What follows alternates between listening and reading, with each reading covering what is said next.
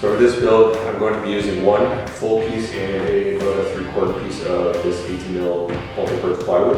Map it out and measure it up to get the most use out of this, and then move on to the full piece. Mark it all up, make the cuts, and then go from there.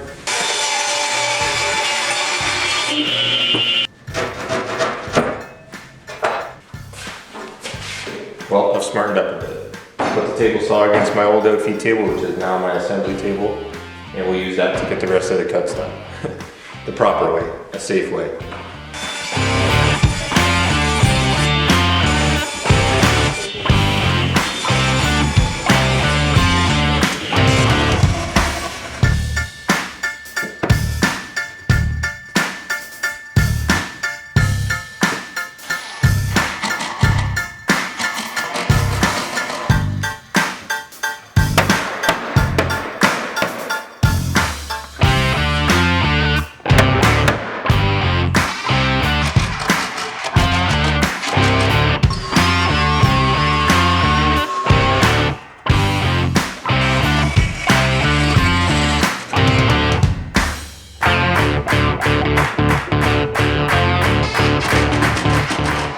So often through projects, you reach a point where you want to get something done, it's late, you want to put in that extra effort just to get it done, right? But then you make a mistake and you realize that it's time to call it a night.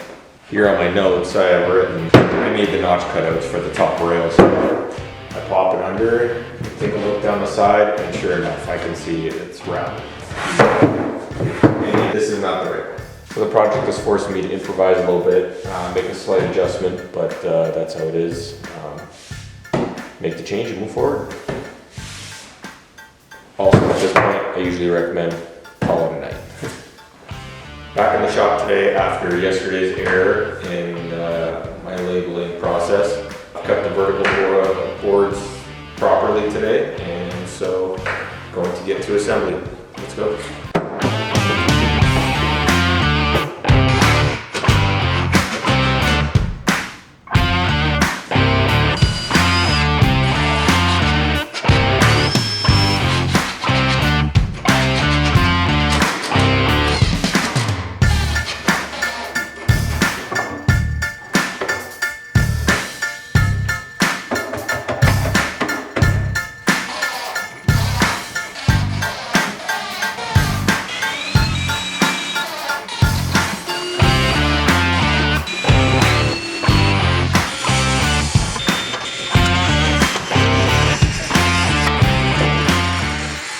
Drive screws from the outside, but then you would have a bunch of visible screws on the inside of the cabinet when you open the door. I was going to stay away from pocket holes, but I'm thinking I might even drive pocket holes from the top. They always tend to shift, so I got my spacer on the bottom. It will just force it against the plywood spacer, so it shouldn't move. Having said that, if you're driving on top as well, you got your cabinet drawer here. It'll always be on top. The only time you're ever going to see the pocket holes is when you remove the drawer. Visually, the functionality, you'll never see these pocket holes. So that's what I'm going to do. I'm going to run some pocket holes on the top of these.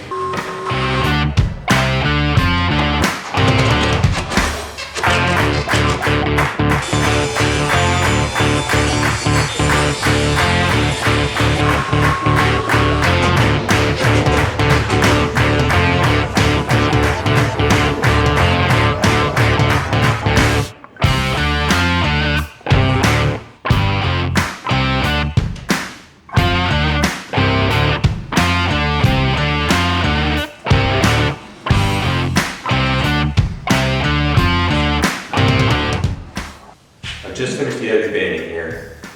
This is definitely not the traditional way that you tackle this, assemble it and then put the edge banding on. As far as what I have learned, it's definitely easier to do before the assembly. We were going through the holidays here and I wanted to get moving on this project and not have to construct it afterwards. So I built it knowing that I'd have to tackle this afterwards. Apply a little bit of putty just in a few corners just to clean things up, but otherwise it is totally doable if this is the way you want to tackle it. My recommendation is definitely to do it before if you can.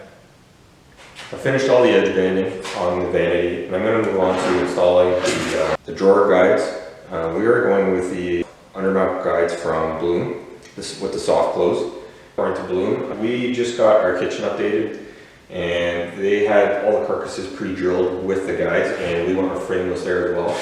So I've taken the same method that they have done and just applied it here.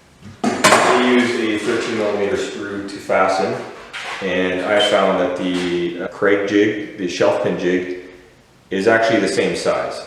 So I'm using this drill bit to drill about three holes and installing these screws. So I'm going to do that to these 6 drawers.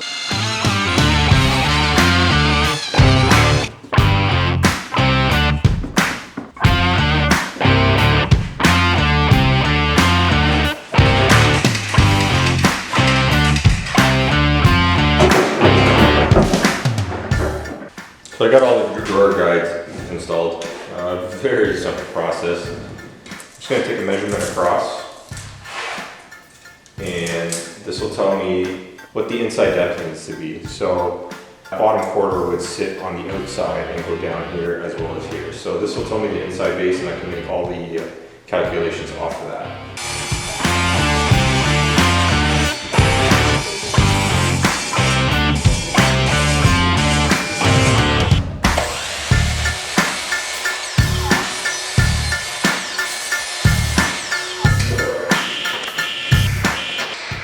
Got all the pieces cut for the drawers. Just going to use simple butt joint construction glue and brad nails. The undermounts, how the bottom ply is sitting on the undermount slides. They support most of the weight through the plywood. The sides are just there to hold it on, so this will be plenty. Glue and brad nails is all you need.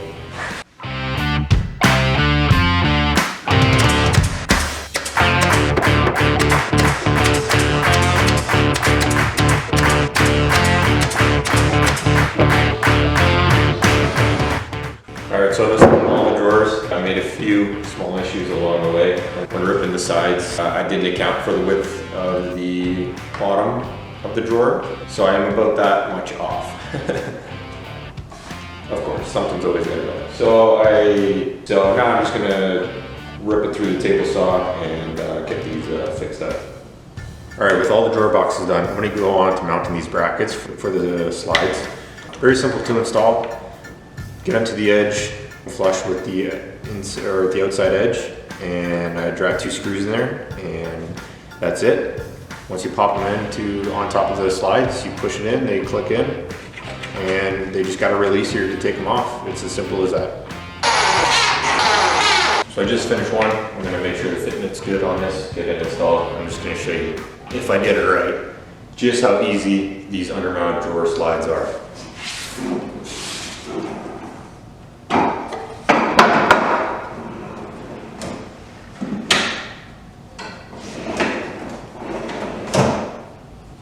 So simple, they're a little bit more costly, but totally worth it.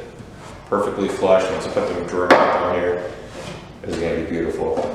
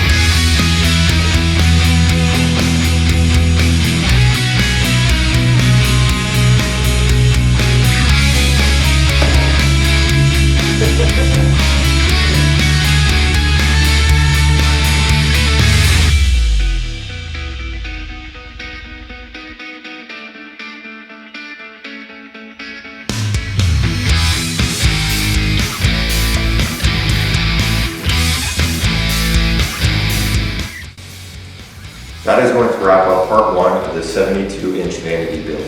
Stay tuned. In part 2, we're going to tackle the top, the doors, and installation. Thanks for watching, and have a great day.